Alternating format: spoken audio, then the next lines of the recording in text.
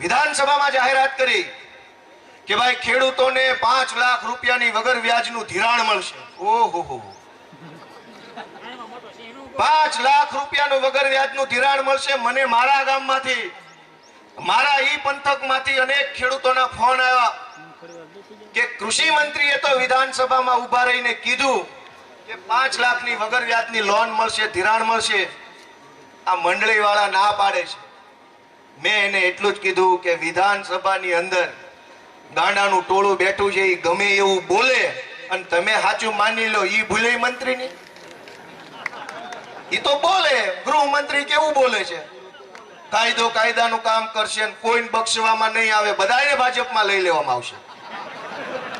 જ્યારે એવું કહે છે કે કોઈ ચમરબંધી છોડવામાં નહીં આવે, બાકીનું વાક્ય ખાલી રાખે, કાઉન્સમાં લખ્યું કે બધાય ગુંડાઓને ભાજપમાં લઈ લેવામાં આવશે.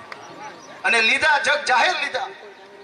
ચોરોને ભાજપમાં લીધા, તોડબાજો ભાજપમાં, વ્યાજ માફિયા ભાજપમાં, જમીન માફિયા ભાજપમાં, બળાત્કારી જેવા બળાત્કારી વિધાનસભામાં ભાજપના ધારાસભ્ય થઈને બેઠા છે. અત્યારે ચાલુ ધારાસભ્ય બળાત્કારી છે, FIR છે, પોલીસ એરેસ્ટ નથી કરતી.